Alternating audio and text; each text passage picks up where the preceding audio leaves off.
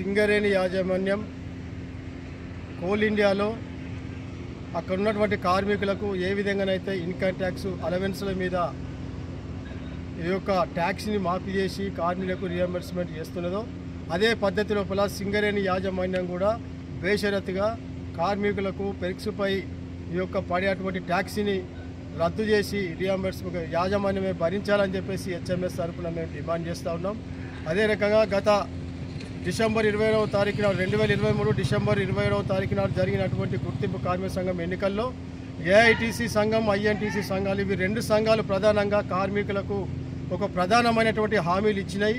అవి ప్రధానంగా 250 గజాలు ప్రతి కార్మికుడికి ఇస్తామని చెప్పిండ్రు, 20 లక్షల రూపాయల వడ్డీ లేని రుణం ఇస్తామని చెప్పిండ్రు, మారు పేర్లను క్రమబద్ధీకరిస్తామని చెప్పిండ్రు, ఏటా 5 సింగరేణులు అండర్గ్రౌండ్ బొగ్గు బాయిలు ఏర్పాటు చేస్తామని చెప్పిండ్రు, బొగ్గు ఆధారిత పరిశ్రమలను ఏర్పాటు చేస్తామని చెప్పిండ్రు, ఇట్లా ఇన్కమ్ ట్యాక్స్ను రద్దు చేపిస్తామని చెప్పిండ్రు.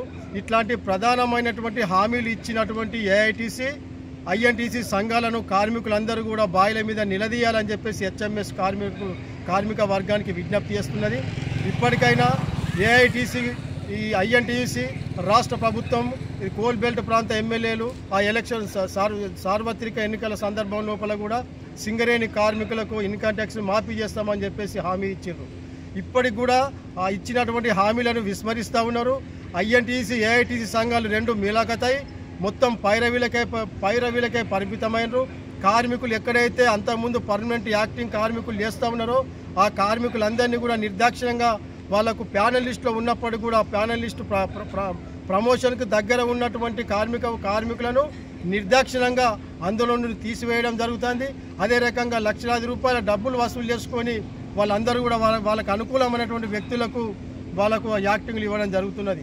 కేవలం బాయిల మీద ఫిట్ కార్యదర్శి నుండి మొదలుకుంటే ఏరియా స్థాయి నాయకులు సెంట్రల్ స్థాయి నాయకులు అందరూ కూడా పైరవీలకే ప్రాధాన్యత ఇస్తూ ఉన్నారు. దీని మూలంగా కార్మిక వర్గం అంతా అనేక సమస్యలతో ఇబ్బంది పడుతూ ఉన్నది. అందుకనే భవిష్యత్తులో హెచ్ఎంఎస్ ఆధ్వర్యంలో ఇన్కమ్ ట్యాక్స్ మాఫీ కోసం అదే రకంగా ఇప్పుడు ఏఐటీసీ ప్రధానంగా ఐఎన్టీసీ సంఘాలు 250 గజాలు ప్రతి కార్మికుడికి ఇస్తామని చెప్పారు. ఎట్లా ఇస్తారనేది హెచ్ఎంఎస్ కార్మిక వర్గం తరఫున ప్రశ్నిస్తూ ఉన్నది. ఒక కార్మికునికి 250 గజాలు ఇస్తే ఇప్పుడు శ్రీరాంపూర్ ప్రాంతంలో సుమారు 9,000 చిల్లర మంది కార్మికులు ఉన్నారు. ఈ 9,000 మందికి 700 ఎకరాలు శ్రీరాంపూర్ ప్రాంతంలోనే 700 ఎకరాలు అయితే 9,000 మంది కార్మికులకు ఒక్కొక్క కార్మికుడికి 250 గజాలు ఇవ్వడం జరుగుతుంది. మరి సింగరేణి ప్రాంతంలో సింగరేణి ఆధీనంలో ఉన్నటువంటి భూమి ఎంత ఉన్నదనేది ఒకసారి మీరు కార్మిక వర్గానికి చెప్పాలని చెప్పేసి మేము డిమాండ్ చేస్తూ ఉన్నాం. 38,000 మంది కార్మికులు సుమారుగా సింగరేణి వ్యాప్తంగా అధికారులను మినహాయిస్తే 38,000 మంది కార్మికులు ఉంటే ఆ కార్మికులందరూ కూడా 1,500 ఎకరాల భూమి అవసరం అవుతా ఉన్నది.